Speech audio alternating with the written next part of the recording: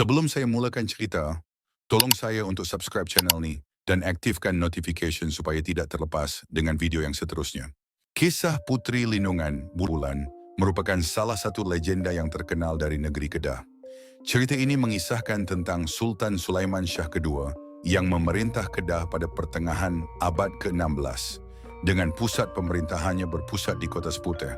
Baginda dikurniakan dua orang putri, yang bongsu dikenali sebagai Putri Zaleha, seorang gadis jelita yang dikatakan berdarah putih, dan kakandanya pula ialah Putri Mariam. Pada masa itu, kuasa politik dan ketenteraan di sekitar Selat Melaka sedang berubah. Kerajaan Aceh yang bangkit selepas kejatuhan Kesultanan Melayu Melaka menjadi sebuah kuasa besar, bersaing dengan Portugis di Melaka serta Kesultanan Johor. Di bawah pemerintahan Sultan Iskandar Muda Mahkota Alam, Aceh berkembang menjadi satu kekuatan hebat di utara Sumatera, mengawal laluan masuk ke Selat Melaka dari arah barat. Kekuatan tenteranya yang besar dan kedudukannya yang strategik menjadikan Aceh antara kuasa yang digeruni. Diceritakan bahawa Sultan Iskandar Muda pernah bermimpi tentang dua gadis rupawan yang keluar dari sekuntum bunga melur besar. Mimpi itu begitu memukau hatinya, hingga baginda berasa terpanggil untuk mengetahui siapakah gerangan gadis-gadis itu. Lalu baginda merujuk kepada nujum diraja dan menurut tafsiran sang nujum, kedua-dua gadis itu ialah putri kepada Sultan Sulaiman Shah dari Kedah. Salah seorang daripada mereka merupakan putri berdarah putih. Terpesona dan teruja dengan tafsiran itu, Sultan Iskandar Muda menjadi semakin berhasrat untuk memiliki gadis misteri itu.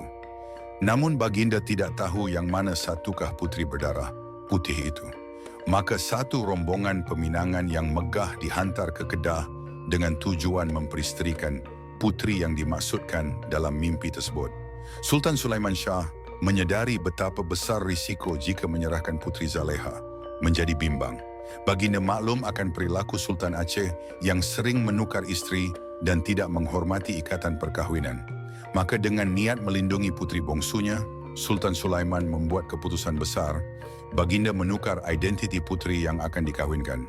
Tanpa pengetahuan rombongan Aceh, Putri Mariam dihantar menggantikan adiknya dan istiadat perkahwinan pun berlangsung seperti yang dirancang.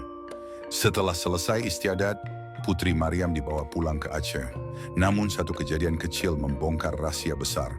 Diceritakan bahawa Putri Mariam terluka akibat kacip pinang dan darah merah mengalir dari lukanya. Ini mengejutkan Sultan Iskandar Muda, kerana beliau telah diberitahu bahawa gadis yang dimahukannya berdarah putih. Menyedari dirinya diperdaya, baginda murka dan memerintahkan serangan ke atas negeri Kedah. Ketika itu, Kedah tidak mampu menandingi kekuatan bala tentera Aceh yang jauh lebih besar. Menyedari bahaya yang mendatang, Sultan Sulaiman memerintahkan agar sebuah kubur rahsia dibina di bawah istana untuk menyembunyikan Putri Zaleha. Serangan berlaku dengan dahsyat dan akhirnya Sultan Sulaiman serta para pembesar Kedah berjaya ditawan lalu dibawa ke Aceh sebagai tahanan. Namun sebelum berangkat, Sultan Sulaiman sempat berdoa agar Putri Zaleha dilindungi daripada kezaliman Sultan Aceh. Ajaibnya, sewaktu tentera Aceh memusnahkan istana dan seluruh kota dalam usaha mencari putri tersebut, mereka gagal menemuinya. Dikatakan walaupun pada malam itu bulan mengambang terang, pintu masuk ke kubu tiba-tiba menjadi gelap gelita, seolah-olah terlindung dari pandangan manusia.